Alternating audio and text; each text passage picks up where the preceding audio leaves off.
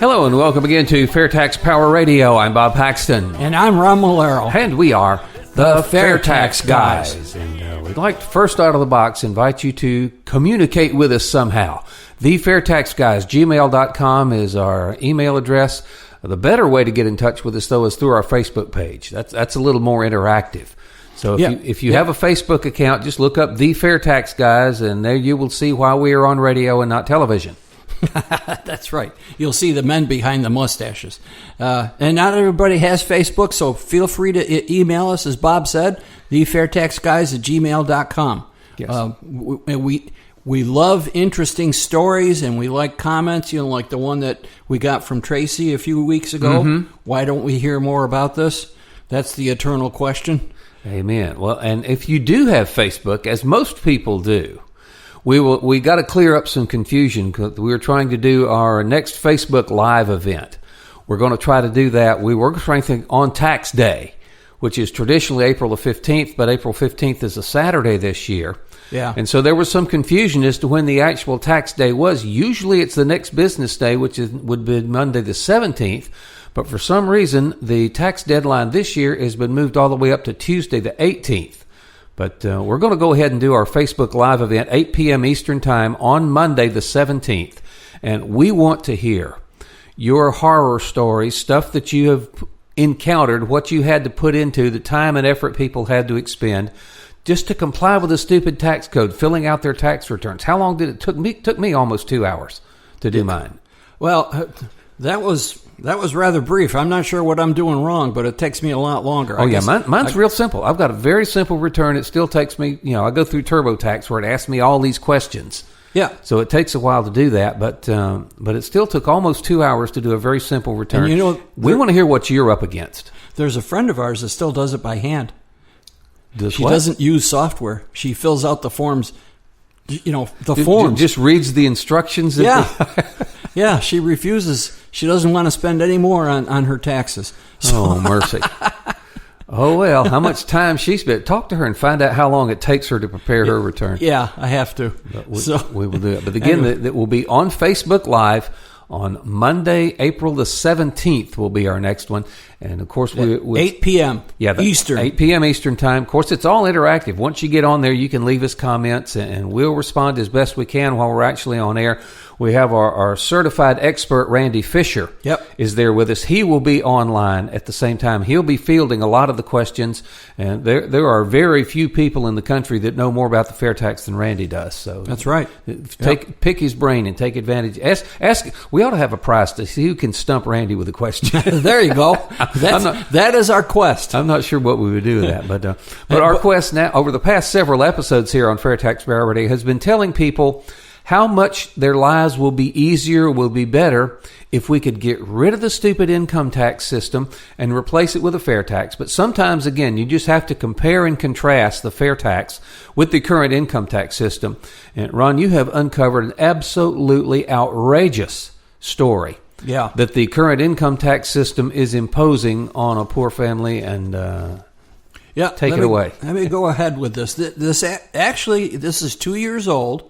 It's dated April 27th, 2015, and it's from KETV in Omaha, Nebraska. The headline, you might say, it's an online thing, and there's a great video that goes with it, but I'm going to read some of the printed material. And bear with me, this is going to be a little longer than we normally get into, but you'll see why. 2 years after surviving a terrible car crash and battling cancer, Casey Charf, I hope I'm pronouncing that right. Casey Charf never imagined that she'd be fighting a new battle with the IRS. All right. KETV first met Casey in March of 2013, just weeks after she survived a crash that broke her neck and back in several places. Now, she's an 18-year-old at the time.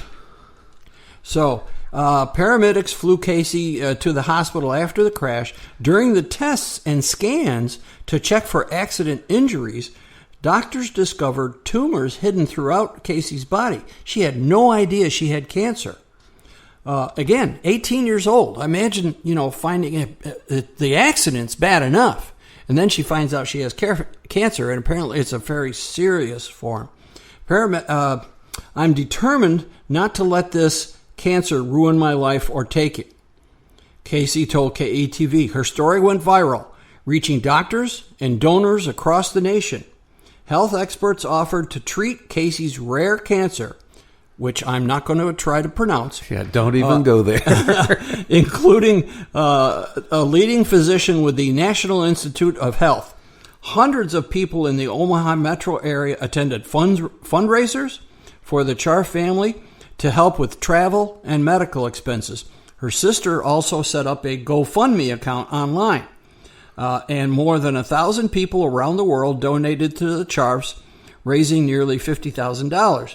2 years later, Casey has traveled to Maryland and Louisiana for treatment and received chemotherapy and radiation treatment in Omaha as well. Just weeks ago, and remember, this is 2 years ago, so just weeks ago, Casey and her family began a new battle. 2 years later, we get a letter from the IRS saying that we owed almost $20,000 in taxes, said Casey. $15,457 in back taxes and another $3,676 in penalties and interest. So the IRS was treating all these charitable donations, people wanting to help this poor girl who had this horrible accident and then discovered cancer in the process of treating that.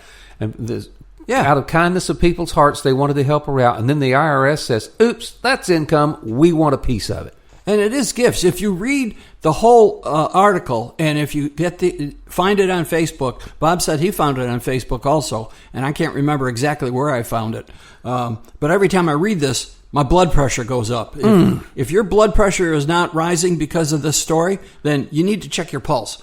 We've already used that money for my doctor's bills and everything that I've needed. It's donations. It's not income. So how can they do that to you? How can they tax that? I don't get it. Remember, she's only 20 years old at the time of this report. So that'd make her about 22 right now. So she's battling. She's overcome the broken back and the broken neck. Because in the video, she just looks like a normal 20-year-old young lady. Mm-hmm. But she's battling this, what the doctors say is terminal cancer. She says, I don't feel bad now, but she said the doctors tell me it's a serious situation. And on top of all of that, at that tender age of 18 to 20, she's got to deal with the IRS. Why are we putting up with this nonsense of this tax code? All right. Why do we allow the IRS to get out of control like this? Bob and I have talked about this in other episodes. The Bill of Rights is out the window when it comes to the IRS. I'm curious to know how the IRS, and this might not have been answered in the article, how did the IRS know how much they received to begin with? Well, my guess, and this is just a guess on my part, since her sister set up that GoFundMe account online. GoFundMe. You could check that. But yeah, there were all other kinds of donations that came in other ways besides through that way.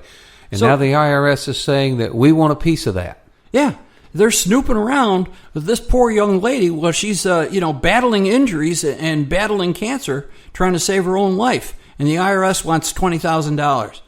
This is absurd. It's unbelievable. I can't stand it. Like I said, that just galls my gizzard. As Sheriff Roscoe Coltrane would say. Yeah. I'm dating myself now. But, like we said, the Bill of Rights is out the window. There's no presumption of innocence. The IRS probably is wrong. I mean, several of the people in the video and in the full written report said, this is a gift. It's not taxable. Yeah, but think about it. The IRS has the power under federal law to come in and seize their bank accounts, seize their homes, seize their cars, to seize their property. Just on their contention that they owe this money, and has not been litigated, hasn't been anything. They can come in there and just take it. Bob, what did you say about the IRS and their customers? I says the IRS is one of the few places on the planet where the customer is always wrong. Yep, that about sums it up. All right, and not their normal business because, How are you going to get after the IRS? Now, that's not always true. There are some cases where the IRS makes some outrageous things, and it takes years and years to litigate it, and then they finally decide, oh, well, no, it's okay. You don't owe us any money. After you've spent all this time, after you spent all this money trying to clear your name and get yourself straight, then they declare, oh, okay, no problem, goodbye. Yeah, so you turn your life upside down for a couple of years, and then they just say, oh, yeah, sorry, our mistake, and walk away with it. Yeah. Why do we, the people, allow this system to exist? I'll tell you what, it just, you're right, it makes your blood boil.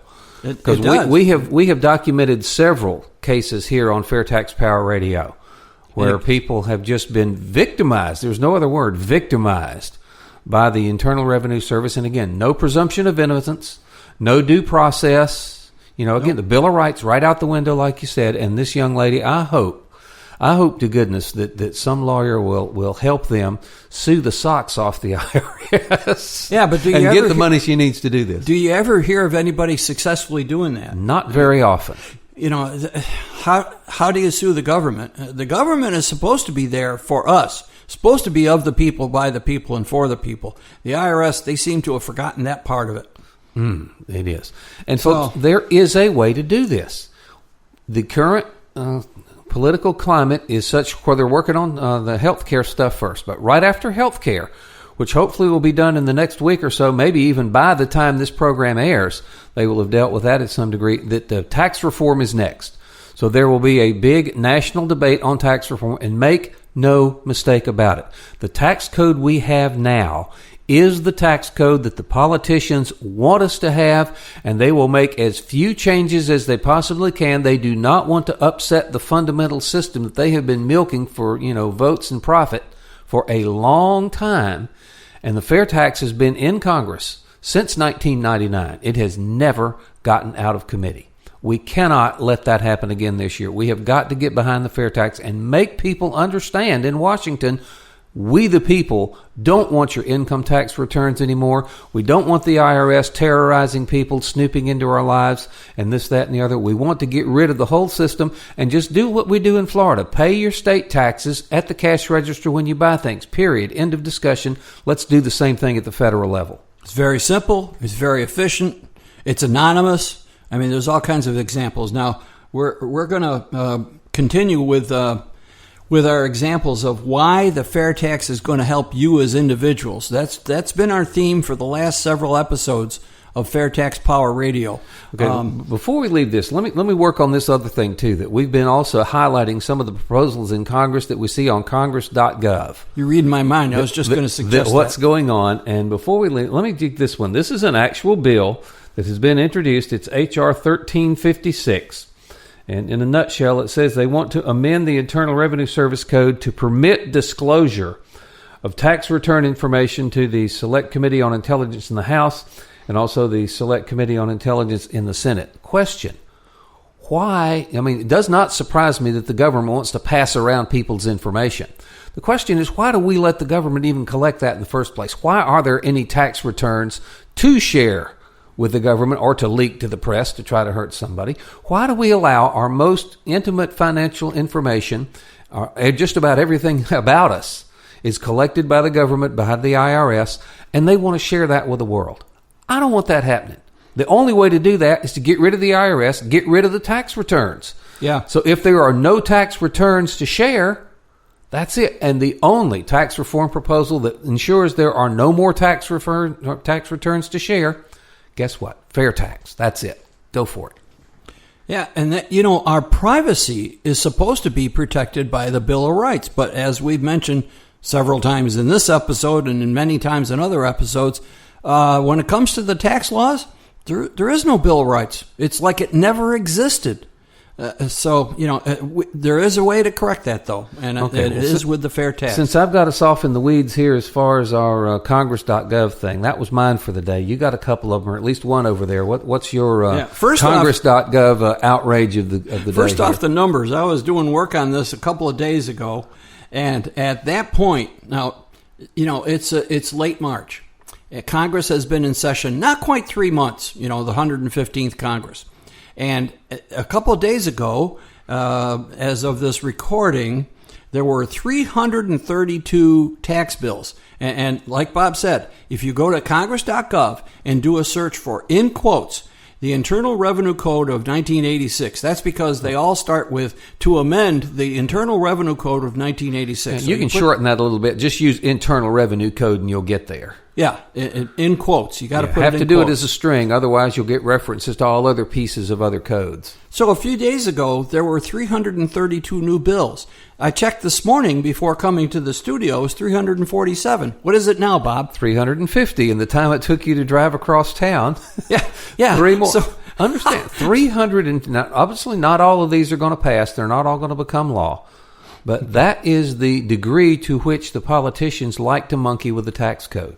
Yeah, so, let's give credit where credit is due. I mean, some people are saying Congress doesn't do anything. Yeah, they're working hard to propose new tax bills all the time, many times a day, on and on. This is over 100 per month, 100 proposed tax bills per month that they've been in session.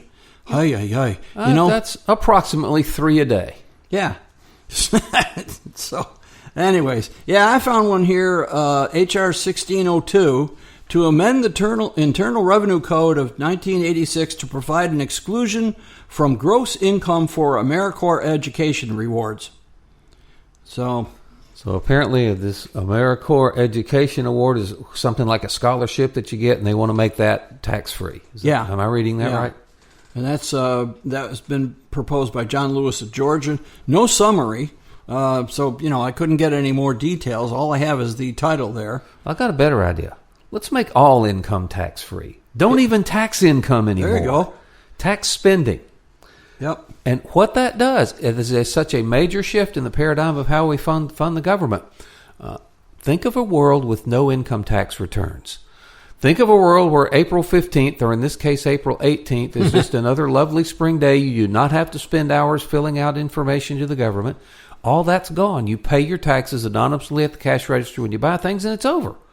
And we can do that. There is legislation. In fact, a lot of the stuff, the Ryan Better Way plan, that's not even written in legislative language yet. No. That's not even a bill. The FAIRtax is. It's been there every year since 1999. H.R. 25 this year. It's been H.R. 25 all along in the House. This year, the number in the Senate will change. This year, it's S18. And while we're on that, we let's mention that since this is a new section of Congress, if you made a comment on the FAIRtax last year using PopVox, all those comments are gone. You have to start over again. Yep. So we would urge people to go out to PopVox, P-O-P-V-O-X, and again, register your support. If you're against it, don't tell them. But if you register your support for H.R. 25 and S18 on PopVox, there are people in every congressional office has got at least one staffer that's assigned to keep up with that stuff. You will be heard. To give you an idea of how popular this is, the FAIRtax is with people who take the time to learn what it is, on PopVox, the FAIRtax enjoys about a 95% positive return. 95% of the people who weigh in on PopVox like the FAIRtax. That tells you something, and it's just what Bob and I say at the close of every program. Yeah, that tells you once you understand it, you'll demand it. Bingo. Yeah, but you got to understand it, so you got to take the time. And that's what Bob and I are doing. That's why we take the time to do these podcasts. That's why there's webinars. That's why there's a FAIRtax Friday that comes out from Americans for Fair Taxation. And that's why we encourage you to encourage your friends and neighbors, learn more about the FAIRtax. We have a free app. If you have an iPhone or Android, you can go to your app store and look for FAIRtax Power Radio. There's a free app. That's one of the easiest ways to keep up with our programs. But we try to make our programs entertaining and informative. And we've got to get millions of people on board to get Congress's attention. All right. Now, you just mentioned this. This program is going to hit the air on Spreaker the day after the webinar for this month is. Yeah. Now, for people who don't know what that is, give them a quick rundown on it. Well, the fourth Thursday of every month, there is an online free webinar. You can go to fairtax.org/webinar and register for it. Now, this program is going to air just like 12 hours after the other webinar, so I don't know if they'll have the new one set up, okay? It takes them a few days. Mark Maneri and Larry Walters of Orlando are the ones that usually do this. I believe our host for this week's webinar was Carrie Bowers. Yeah, but anyways, so it's interactive and it's free. You have to log in, you have to register with them, and then they send you an email with a link in it, and just before the webinar starts, you click the link, and boom, you're in there. And you can type in questions. I don't understand this, or what about this, and so forth. And they will take the time to answer your questions. That's what makes it interactive, all right? Just like our Facebook Live is interactive. Just like our Facebook Live. Yeah. So it's just another way for people who are very pressed for time. It takes about an hour, 15 minutes, the fourth Thursday of every month. So go to fairtax.org/webinar. It's a good way to learn about the fair tax. And are these archived so folks can go back after the fact and look at it and see what it is? The archives are on the Florida FairTax website, which is flfairtax.org, flfairtax.org. And the archives are there. So if you're not able to tune in and join the webinar on that Thursday, the fourth Thursday, you can go back and look at the others. Just like our podcasts are there whenever you want to listen to them on Spreaker.com, on iTunes, and on iHeartRadio. So you can listen at your convenience. Yeah, a new one is posted every Friday morning, but you don't have to be there Friday morning. You can listen whenever your little heart desires. Amen. Well, I'll tell you what, this again being tax season, I imagine people as we speak are spending hours and hours and hours, or if they're not there, they're taking shoeboxes full of stuff over to their accountant and paying dollars and dollars and dollars to get him to do it for you. Yeah. And folks, we're trying to get this through your head. We don't want to be too awfully repetitive, but sometimes you just got to keep knocking until folks understand it. We can get rid of this all. There can be a world where there are no tax returns. There can be a world where there is no IRS. There can be a world where you pay your federal taxes anonymously at the cash register, which means you're off the hook. If the merchant does not remit the fair tax back to the states who are going to collect this thing, you as the individual are still off the hook. You will never be audited. Never. The merchants that collect it will be, but you, the individual taxpayer, will never, ever be audited under the fair tax, no matter how much you make, how much you spend, how you make it, how you spend it, whatever. Who wants to spend all this time and money filling out tax returns, giving the government your most intimate personal information so they can pass it around and leak it? Why do you want to do that? Answer me that question. Why do you want to do that? Why would you not want the fair tax?